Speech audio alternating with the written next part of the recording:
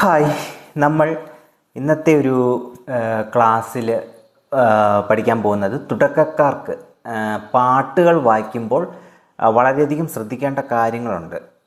ഏറ്റവും ഇമ്പോർട്ടൻ്റ് ആയിട്ട് ശ്രദ്ധിക്കേണ്ട പ്രധാനപ്പെട്ട കാര്യങ്ങളെക്കുറിച്ചാണ് നമ്മൾ വളരെ വിശദമായിട്ട് ഈ ക്ലാസ്സിലൂടെ നോക്കുന്നത്. ഇത് നിങ്ങൾ കറക്റ്റായിട്ട് ഫോളോ ചെയ്തേ പറ്റുള്ളൂ. ചെയ്തെങ്കിൽ മാത്രമേ നമുക്ക് പാട്ടുകളൊക്കെ എളുപ്പത്തിൽ വായിക്കാൻ സാധിക്കുള്ളൂ. എനിക്ക് മെസ്സേജിലൂടെയും വാട്സപ്പിലൂടെയൊക്കെ ധാരാളം പേര് ചോദിക്കുന്നൊരു സംശയത്തിനുള്ള ഉത്തരവും കൂടിയാണ് നമ്മൾ ഇന്നത്തെ ഈ ക്ലാസ്സിൽ എടുക്കാൻ പോകുന്നത്. ഓക്കെ, അപ്പം നേരെ വീഡിയോയിലേക്ക് കിടക്കാം. ഓക്കെ, അപ്പം ഇന്നത്തെ ക്ലാസ്സിൽ നമ്മൾ ഈ തുടക്കക്കാർക്ക് ഏറ്റവും അത്യാവശ്യമായിട്ട് അറിഞ്ഞിരിക്കേണ്ട കുറച്ച് കാര്യങ്ങൾ, ഒരു പാട്ടിനെ നമ്മൾ അപ്രോച്ച് ചെയ്യുമ്പോൾ അല്ലെങ്കിൽ ഒരു പാട്ടിൻ്റെ നോട്ട് കിട്ടുമ്പോൾ നമ്മൾ ശ്രദ്ധിക്കേണ്ട ഒത്തിരി കാര്യങ്ങളുണ്ട് ആ പാട്ട് വായിക്കുന്നതിന് മുമ്പ്.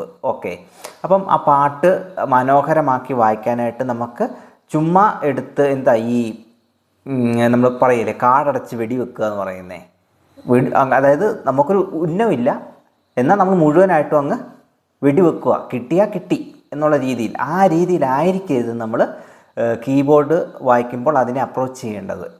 അതിന് കുറേ പാറ്റേൺസ് ഉണ്ട്. ആ പാട്ട് വായിക്കാനായിട്ട് കുറേ ശൈലികളുണ്ട്, അതിന് കുറേ ചിട്ടവട്ടങ്ങളുണ്ട്. എങ്കിൽ മാത്രമേ നമുക്ക് ആ പാട്ട് ആ പെർഫെക്റ്റ് പൂർണ്ണ രൂപത്തിൽ വായിച്ചെടുക്കാനായിട്ട് സാധിക്കുകയുള്ളൂ.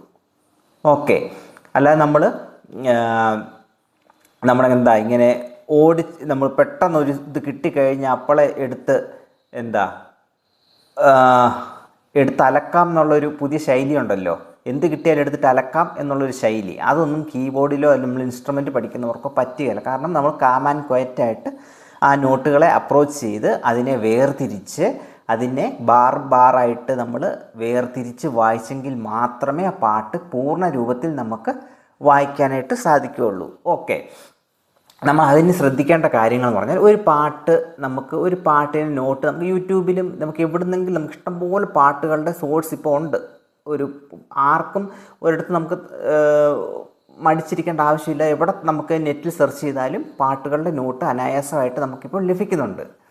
ഇനി ആ പാട്ടിനെ നമ്മൾ കറക്റ്റായിട്ടുള്ള രീതിയിൽ വായിച്ചെടുക്കുന്നതിനെയാണ് നമുക്ക് ഇച്ചിരി ബുദ്ധിമുട്ടായിട്ട് എല്ലാ തുടക്കക്കാർക്കും വരുന്നത്. ഒരു പാട്ടെങ്കിലും ഒന്ന് വൃത്തിയായിട്ട് വായിച്ച്, എന്നെ വിളിക്കുന്ന ഓരോ വ്യക്തികളും എന്നോട് പറയുന്നത് ഒരു പാട്ടെങ്കിലും വൃത്തിയായിട്ട് വായിക്കണം എന്നുള്ള ഒരു താല്പര്യത്തോടുകൂടിയാണ് എൻ്റെ ക്ലാസ്സുകൾ അറ്റൻഡ് ചെയ്യുന്നതെന്നാണ് അവർ പറയുന്നത്. ഓക്കെ, അപ്പം അതിനെ പരിഗണിച്ചുകൊണ്ടാണ് ഞാൻ തുടക്കക്കാരെ സംബന്ധിച്ചിടത്തോളം ഒരു ബെറ്ററായിട്ടുള്ള ഒരു കാര്യങ്ങൾ പറഞ്ഞു തരാമെന്ന് ഈ ക്ലാസ്സിൽ ഞാൻ വിചാരിക്കുന്നത്. അത് എത്രത്തോളം നിങ്ങൾക്ക് കൺവേ ആവുമെന്ന് നിങ്ങൾ അതിനുശേഷം കമൻറ്റിലൂടെ അറിയിക്കുക. ഓക്കെ, അപ്പോൾ വീഡിയോ ഇഷ്ടപ്പെട്ടാൽ ലൈക്ക് കൂടെ ചെയ്യുക. നമ്മൾ ഇപ്പം ഒരു പാട്ട് കിട്ടുന്നു, ആ പാട്ടിനെ ഫസ്റ്റ് നമ്മൾ അതിൻ്റെ താളം തിരിച്ചറിയാൻ വളരെയധികം ശ്രമിക്കുക. ഓക്കെ, താളം തിരിച്ചറിഞ്ഞാൽ വളരെ എളുപ്പം നമുക്ക് ആ പാട്ടിനെ നോട്ടുകൾ കിട്ടുന്ന പാട്ടിൻ്റെ താളം തിരിച്ചറിഞ്ഞാൽ അതിനെ നമുക്ക് വേർതിരിച്ച് വായിക്കാനായിട്ട് വളരെ എളുപ്പമെന്ന് സാധിക്കും. ഓക്കെ, ഇപ്പോൾ നമുക്കറിയാമല്ലോ പാറ്റേൺസ്, അതായത് താളങ്ങൾ എത്രയാണോ ഉണ്ട് നമുക്കറിയാം. 2/4, 4/4, 3/4, 6/4, പിന്നെ 5/8, 6/8, 7/8 എന്ന് പറഞ്ഞ് നമുക്കിങ്ങനെ താളങ്ങളുണ്ട്. ഓക്കെ, അപ്പം ഏതെങ്കിലും ഒരു താളത്തിലായിരിക്കും ഒരു പാട്ട് ചിട്ടപ്പെടുത്തിയിരിക്കുന്നത്. അപ്പം ആ നോട്ടുകൾ ആ താളത്തിൽ കറക്റ്റായിട്ട് യോജിപ്പിച്ചാൽ കറക്റ്റായിട്ട് ആ പാട്ടിൻ്റെ ടോൺ നമുക്ക് കറക്റ്റായിട്ട് ഒരു വ്യത്യാസവും കൂടാതെ വായിക്കാനായിട്ട് സാധിക്കും. അത് ബാറായിട്ടായിരിക്കും നമ്മൾ ഷീറ്റ് നോട്ടുകളിലൊക്കെ നമ്മൾ കണ്ടിരിക്കുക. ഓക്കെ, അപ്പം അതിനെ നമ്മൾ നോക്കുമ്പോൾ ഇപ്പം പാട്ടുകൾ വായിക്കുമ്പോൾ ഞാൻ ചുമ്മാ കുറച്ച് കാര്യങ്ങൾ നമ്മൾ പഠിച്ച പാട്ടുകളൊക്കെ തന്നെയാണ്, അത് വെച്ച് തന്നെയാണ് നിങ്ങൾ കാണിച്ചു തരുന്നത്. കാരണം എളുപ്പമുള്ള പാട്ടുകൾ കാണിച്ചു തന്നല്ലേ നിങ്ങൾക്ക് ഇച്ചോടെ അത് നിങ്ങൾക്കൊരു കൺവേ ആയിട്ട് നിങ്ങൾ ഈസി ആയിട്ട് മാറുകയുള്ളൂ. ഓക്കെ, അപ്പം ഇപ്പം നമ്മളെല്ലാവർക്കും അറിയാവുന്ന പാട്ടാണ് കാനനച്ചായയിലാടുമയ്ക്കാൻ ഞാനും വരട്ടെയോ നിൻ്റെ കൂടെ, പാടില്ല നമ്മൾ പാടെ മറന്നൊന്നും ചെയ്തുകൂടാം. ഈ ഒരു പാട്ട് നമ്മൾ കേൾക്കുമ്പോഴേ അതിൻ്റെ താളം ഐഡൻറ്റിഫൈ ചെയ്യാൻ പഠിക്കണം. ഓക്കെ, താളം ഐഡൻറ്റിഫൈ ചെയ്യാനായിട്ട് പഠിക്കണം. താളത്തിൻ്റെ ക്ലാസ് ഞാൻ ഇനി നന്നായിട്ട് എടുത്തു തരുന്നുണ്ട്, എങ്കിലും ഞാൻ പറയുകയാണ്, നമ്മൾ കുറച്ചെങ്കിലും താളബോധം ഉണ്ടെങ്കിൽ മാത്രമേ നമുക്കിത് വായിക്കാനായിട്ട് വളരെ ഈസി ആയിട്ട് പറ്റുള്ളൂ.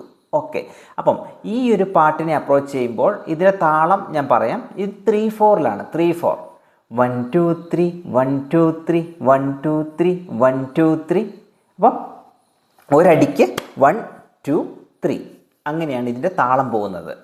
ഓക്കെ, 1 2 3 1 2 3 1 2 3 1 2 3 1 2 3 അങ്ങനെ ഓരോ ഇതിന് നമ്മൾ ക്ലാപ്പ് ചെയ്യുമ്പോൾ 1 2 3 പറഞ്ഞാൽ അതാണ്. അപ്പം കാനന ചായയിൽ 1 2 3 1 2 3 കാനന 1 2 3 ചായയിൽ 1 2 3 ആടുമേ 1 2 3 ക്യാൻ 1 2 3 ഇങ്ങനെ നമ്മൾ പീസാക്കി എടുക്കണം. ഓക്കെ, പീസായിട്ട് എടുക്കുമ്പോൾ ചിലയിടത്ത് 3 നോട്ടുകളാവാം, ചിലയിടത്ത് ഇങ്ങനെ കൂടുതൽ നോട്ടുകൾ, ഇങ്ങനെ നമ്മൾ സംഗതികളൊക്കെ വരുമ്പം പെർഫെക്റ്റ്ലി 3 നോട്ടുകളാണ് വരുന്നത്. പക്ഷേ സംഗതികളോട് ചേർത്ത് വരുമ്പോൾ ഒരു 3-4-5 നോട്ടുകളൊക്കെ അത് കണക്ട് ചെയ്ത് ആ 1 2 3 തീരുകയും ചെയ്യണം. അത് ചിലയിടത്ത് അതിൻ്റെ ആ സംഗതികൾ വരുന്നുള്ളൂ. ഓക്കെ, അപ്പം ആ താളം അറിഞ്ഞു കഴിയുമ്പോൾ നമുക്കതിലേക്ക് അപ്ലൈ ചെയ്ത് വായിക്കാൻ വളരെ എളുപ്പമാണ്. ഓക്കെ, അതിനെ ബാറാക്കി നമുക്ക് 3 നോട്ടുകളാക്കി 3/4 വിധത്തിൽ സെറ്റ് ചെയ്ത് നമുക്ക് വായിക്കാൻ സാധിക്കും. ഇപ്പം കാനന ചായയിൽ ആടുമേയ്ക്കാൻ. ഓക്കെ, അപ്പം അത്രയും നോട്ട് വരുമ്പം ഇപ്പം അത് ഞാൻ ആ വായിച്ച് ചെയ്യിപ്പിക്കാം. അതിനുശേഷം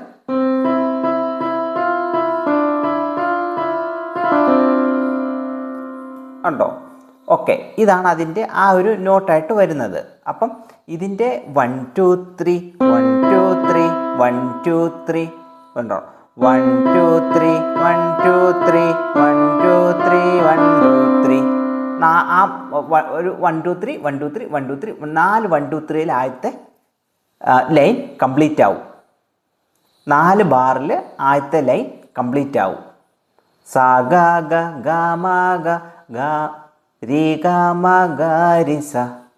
സ ഗ ഗ ഗ മ ഗ രി ഗ മ ഗ രി സ. അങ്ങനെയാണ് അതിൻ്റെ സ്വരം വരുന്നത്. ഓക്കെ, അപ്പം 1 2 3 1 2 3 1 2 3. ഓക്കെ, അങ്ങനെയാണത് വരുന്നത്. അപ്പം ആ ഒരു താളം വട്ടം ഇങ്ങനെ കംപ്ലീറ്റ് ചെയ്തതനുസരിച്ച് കറക്റ്റായിട്ട് നമുക്ക് ആ നോട്ടുകൾ ഇങ്ങനെ പിറക്കി എടുത്ത് വായിക്കാൻ സാധിക്കും. അപ്പം 1 2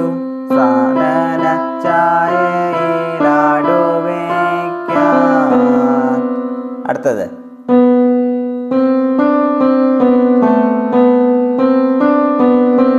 ഞാനും വരട്ടെയോ നിന്റെ കൂടെ സാരി നി ധ നി സ സാരി നി സ.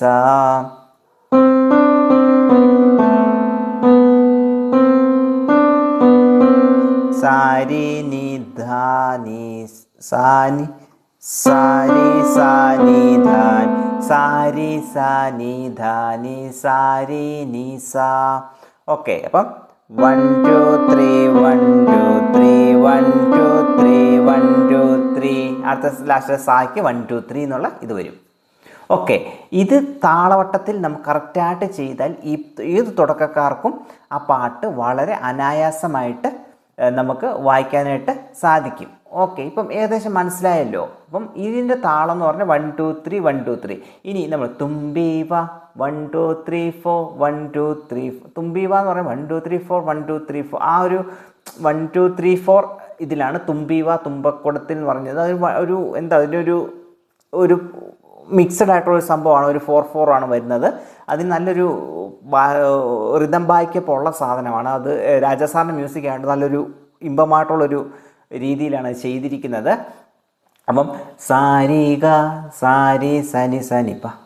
ഓക്കെ, അപ്പം അങ്ങനെ അത് നോട്ട് വരുമ്പം അത് ആ 1 2 3 4 1 2 3 4 1 2 3 4 തുമ്പീവ 1 2 3 4 തുമ്പക്കുടത്ത് 1 2 3 4 തുഞ്ചത്തായി 1 2 3 4 ഊഞ്ഞാലിട 1 2 3 4. ആ 1 2 3 4 നിൽക്കണം.